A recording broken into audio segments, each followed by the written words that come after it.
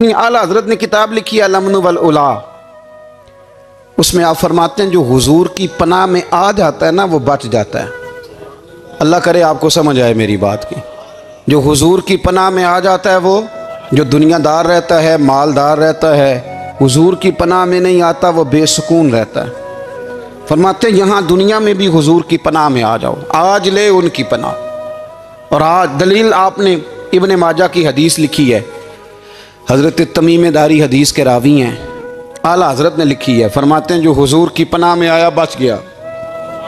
دلیل دیتے ہیں، فرمایا انسان تو انسان، جانور بھی آتے تھے تو بچ جاتے تھے۔ حضرت تمیم داری رضی اللہ تعالیٰ عنہ فرماتے ہیں کہ ہم کھڑے تھے، ایک اونٹ دوڑتا ہوا آیا، نبی کریم صلی اللہ علیہ وسلم کے پہلے اس نے قدموں پہ سجدے کیے۔ صحابہ کہنے لگے حضور ہمیں بھی اجازت دیں، فرمایا وہ تو بے زبان ہے، اسے تو پتہ کوئی نہیں، پیش نظر ہے وہ نو بہار، سجدے کو دل ہے بے قرار، روکیے سر کو روکیے یہی تو امتحان ہے۔ فرمایا اسے کیا پتا، تم تو مکلف ہو شریعت کے، تمہیں اجازت نہیں ہے۔ اور اعلیٰ حضرت نے دو ٹوک لکھا ہے، فرمایا سوائے خدا کے کسی کو تعظیمی سجدہ بھی حرام ہے۔ یہ نوٹ کر لیں میری بات۔ اور اعلیٰ حضرت نے فتاوی رضویہ میں لکھا ہے کسی قبر پہ جاؤ تو 4 ہاتھ دور کھڑے رہو۔ اللہ کرے آپ کو سمجھ آئے، کتنے ہاتھ؟ 4 ہاتھ دور کھڑے رہو، سورۃ فاتحہ پڑھو، درود شریف پڑھو، جس قبر پہ گئے ہو ان کی روح کو اصال ثواب کرو، ان کے وسیلے سے دعا مانگو۔ اعلیٰ حضرت فرماتے ہیں قبر کو سجدہ بالاتفاق حرام ہے، طواف قبر کا کرنا بالاتفاق حرام ہے، بوسہ لینے میں اختلاف ہے کہ جائز ہے کہ ناجائز ہے، لیکن بوسے سے بھی چونکہ شک پڑتا ہے تو فرماتے ہیں احمد رضا کی رائے یہ ہے کہ بوسہ لینے سے بھی بچا جائے۔ وہ آ گیا تو اس سے اگلی باتیں کرتا ہے، بس خاموش رہ، باادب رہ اور پیچھے رہ۔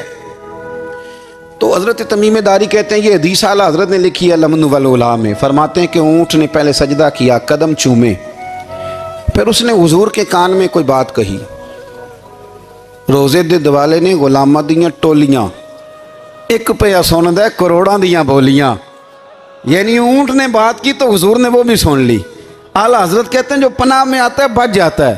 کہتے ہیں رسول کریم نے نا اونٹ کی پشت پہ ہاتھ پھیرا اور اللہ کے محبوب فرمانے لگے فکر نہ کر، اب تو آ گیا ہے نا تو جیسے تو کہے گا ویسے ہی ہو جائے گا، جیسے تو کہے گا ویسے ہی۔ ابن ماجہ میں موجود ہے، پر میں چونکہ فاضل بریلوی رحمۃ اللہ علیہ کی کتاب سے پیش کر رہا ہوں الامن والعلا سے، تو میں اسی انداز میں پیش کر رہا ہوں جس انداز میں وہاں ہے۔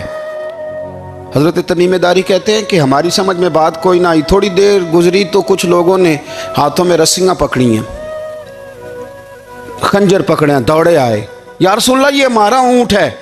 حضرت تمیم داری کہتے ہیں میں نے دیکھا کہ جب وہ آ گئے نا خنجر لے کے تو اونٹ حضور کے پیچھے چھپ گیا۔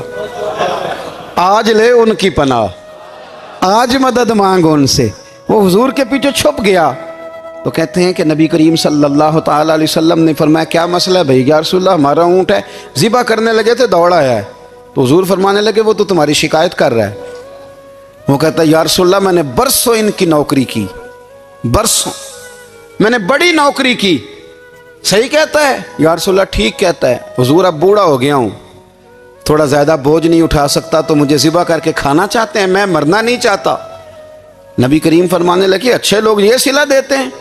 انہوں نے عرض کی حضور آپ حکم کر دیں، ہم اس کو چھوڑ دیتے ہیں یا رسول اللہ، نہیں ذبح کریں گے، خدمت کریں گے۔ حضور فرمانے لگے نہیں، اب میرے پاس آیا ہے نا، اب میں نے واپس نہیں کرنا، آج ہو گیا ہے، آج لے ان کی پناہ، آج مدد مانگ ان سے، آج ہو گیا یا رسول اللہ پھر رکھ لیں۔ حضور نے فرمایا نہیں بھائی پیسے بتاؤ کتنے؟ یا رسول اللہ نہیں کچھ نہیں۔ نبی کریم علیہ السلام نے فرمایا نہیں بتاؤ کتنے، بتاؤ کتنے؟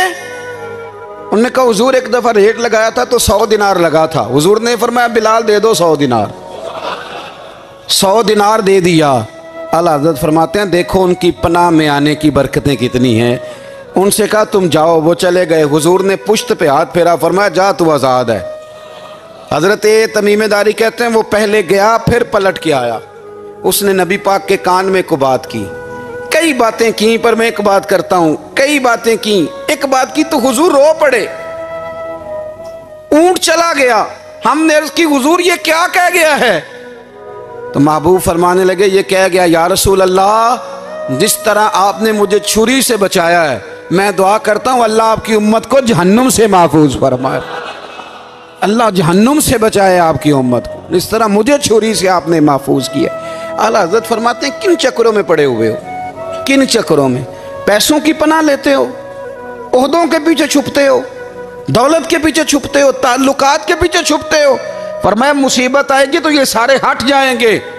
اگر پناہ لینی ہے تو مدینے والے محبوب کی پناہ لو، دروازہ رسول پہ آؤ، نبی کریم کی بارگاہ میں جھکو، حضور سے پیار کرو۔ اعلیٰ حضرت فرماتے ہیں محبوب کا ادب کرو، رسول اللہ کی غلامی کرو۔ فرماتے ہیں پھر کے گلی گلی تباہ، ٹھوکریں سب کی کھائیں کیوں، دل کو جو عقل دے خدا تو تیری گلی سے جائے کیوں۔ اور فرمانے لگے جان ہے عشق مصطفیٰ، روز فزوں کرے خدا، جس کو ہو درد کا مزہ وہ ناز دوا اٹھائے کیوں۔ جس کو ہو درد کا مزہ وہ ناز دوا اٹھائے کیوں۔ انہوں نے محبوب کریم کی محبت کا پیغام دیا، صحابہ کی محبت کا، بولیے، صحابہ کی محبت کا پوری کتاب لکھی حضرت صدیق اکبر جناب عمر کے فضائل پر۔ اور مزے کی بات یہ ہے کہ اعلیٰ حضرت نے نا اردو شاعروں میں سے کسی کو توفیق نہیں ہوئی حضور کو شہنشاہ کہنے کی۔ اعلیٰ حضرت نے کہا میرے نبی شہنشاہ ہیں۔ دلیل کیا دی؟ فرمانے لگے پڑھو ترمذی، حضور نے فرمایا میرے 2 وزیر زمینوں میں ہیں، 2 آسمانوں میں۔ زمین کے 2 وزیروں کے نام ابو بکر اور عمر ہیں، آسمان کے 2 وزیر ہیں جبریل اور میکائیل۔ تو اعلیٰ حضرت کہنے لگے حضور وزیر تو کسی شہنشاہ کے ہی ہوتے ہیں، پھر کہہ لوں نا شہنشاہ۔ تو پھر فرمانے لگے حاجیو آؤ شہنشاہ کا روضہ دیکھو، حاجیو آؤ شہنشاہ کا روضہ دیکھو، کعبہ تو دیکھ چکے اب کعبے کا بھی کعبہ دیکھو، کعبہ تو دیکھ چکے اب کعبے کا بھی، غور سے سن تو رضا کعبے سے بھی آتی ہے صدا، میری آنکھوں سے میرے پیارے کا روضہ دیکھو۔ اعلیٰ حضرت نے ساری زندگی اور صحابہ کرام کی بات کی، اہل بیت کی بات کی، اولیاء کی بات کی، صوفیاء کی بات کی، دفاع کیا سب کا، سب کے شانوں میں لکھا، امت کو بتلایا کہ اپنے بزرگوں سے جڑے رہو گے تو بچے رہو گے۔ اعلیٰ حضرت نے طنز کرنے سے، تنقید کرنے سے، بلا وجہ غلطیاں نکالنے سے اور ایک دوسرے پر لان تان کرنے سے ہمیں بچنے کو کہا۔ اعلیٰ حضرت فرماتے ہیں کوئی علم اگر آ جائے نا تو اس کا معنی یہ نہیں کہ سب کو جاہل سمجھ لینا چاہیے۔ سمجھ آ رہی ہے میری بات کی؟ ہم جس شعبے میں بھی ہوتے ہیں نا سامنے والے کو ان پڑھ ہی سمجھتے ہیں۔ مولویوں کے بارے میں بعض لوگوں کا خیال ہے کہ یہ پتہ نہیں کون سی مخلوق ہے، ان کو کیا پتہ دنیا داری کا۔ میں صحیح کہہ رہا ہوں۔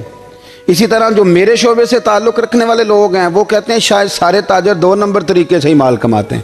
یہ ہو نہیں سکتا، ایسا ہو نہیں سکتا۔ ہمیں نا دوسروں کی اہمیت کی خبر رکھنی چاہیے، ہم ایک دوسرے سے پیار، ہم طنز کرتے ہیں، تنقید کرتے ہیں۔ فاضل بریلوی منع کرتے تھے، آپ فرماتے یہ طریقہ درست، ہم جب غلطیاں نکالنے پہ جاتے ہیں تو معاذ اللہ اتنا اوپر بن جاتے ہیں کہ معاذ اللہ ثم معاذ اللہ اللہ رسول تک پہنچ جاتے ہیں۔ اعلیٰ حضرت کے زمانے میں ایک شخص نے کہہ دیا نبی پاک کا خیال آئے تو نماز ٹوٹ جاتی ہے۔ عقل ہے نا جی، جہاں مرضی لے جاؤ۔ وہ کہنے لگا جی میں نے خالص اللہ کے لیے پڑھنی ہے نا فلسفہ عجیب، نبی پاک کا خیال آئے تو نماز۔ اعلیٰ حضرت فرمانے لگے تو بڑا ہی پاگل ہے، جب تو کہے گا السلام علیکہ ایھا النبی خیال آئے گا کہ نہیں؟ فرمانے لگے تو بڑا ہی نادان ہے، جب تو کہے گا اللہم صلی علی محمد وعلی خیال آیا کہ نہیں آیا؟ فرمانے لگے تو نبی پاک کی بات کرتا ہے، نماز میں تو ابا اماں کا بھی خیال آتا ہے، ربنا اغفر لی والی والدیہ۔ فرمانے لگے ربے کے خیال سے نہیں ٹوٹتی تو مدینے والے کے خیال سے کیسے ٹوٹ گئی؟ فرمانے لگے بڑا ہی بیوقوف ہے تو۔ اعلیٰ حضرت فرمانے لگے تو کہتا ہے حضور کا خیال آئے تو ٹوٹ جاتی ہے۔ فرمانے لگے جب تک حضور کا خیال آئے نہ نماز ہوتی نہیں، جب تک حضور کا خیال نہ آئے نماز ہوتی نہیں، سوال ہی نہیں پیدا ہوتا۔ لوگوں نے کہا جناب وہ کس طرح؟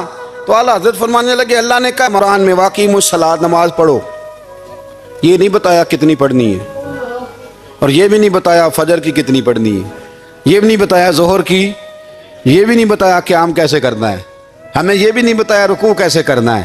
ہمیں پتہ کیسے پتہ چلا؟ جب صحابہ نے کہا نا رب کہتا ہے نماز پڑھیں تو کیسے پڑھیں، تو حضور فرمانے لگے سلو کما رأیتمونی اصلی، نماز اس طرح پڑھو کرو جس طرح مجھے پڑھتے ہوئے دیکھتے ہو۔ تو کہا یہ تو کیسی عجیب بات کر رہا ہے کہ نبی کریم صلی اللہ علیہ وسلم کا خیال آئے۔ اور پھر بڑی مزیدار بات، ایک شخص نے اعلیٰ حضرت سے آ کے نا، اس زمانے میں نا ایک آریہ مذہب ہوتا تھا، اب اللہ کا شکر ہے وہ کوئی نہیں، اب ویسے جو بڑے نئے نئے مذہب نکل آئے ہیں، جو آدمی جتنا پڑھ جاتا ہے معاذ اللہ وہ ایک نئی بات ہی شروع کر دیتا ہے، اور جو انوکھی بات کرے اس کے پیچھے رش بھی زیادہ ہو جاتا ہے، سٹائل ذرا ہٹ کے ہو نا جی تو ذرا ماحول جلدی بن جاتا ہے۔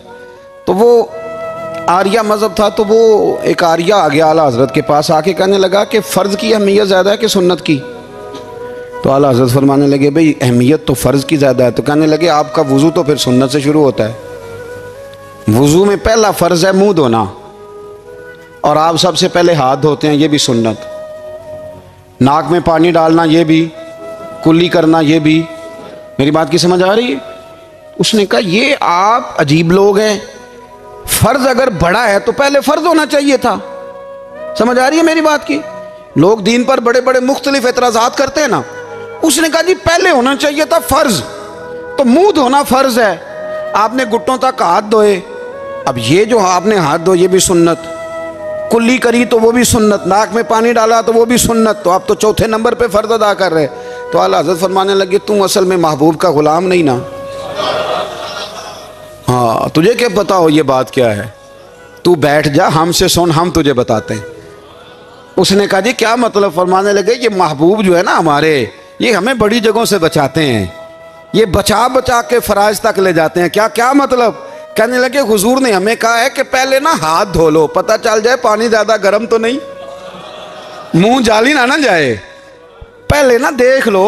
فرمایا پھر ناک میں ڈال کے پتہ کرا لو کہ اس میں سے بدبو تو نہیں آتی، سنت بھی ادا ہو گئی، پتہ بھی چل گیا بو تو نہیں آ رہی، اور فرمایا پھر منہ میں ڈال کے چکھ لو کہ بد ذائقہ تو نہیں۔ اب یہ 3 سنتیں ادا کر کے تم فرض ادا کرو گے تو اللہ بھی راضی ہوگا، اللہ کے رسول بھی راضی ہوں گے۔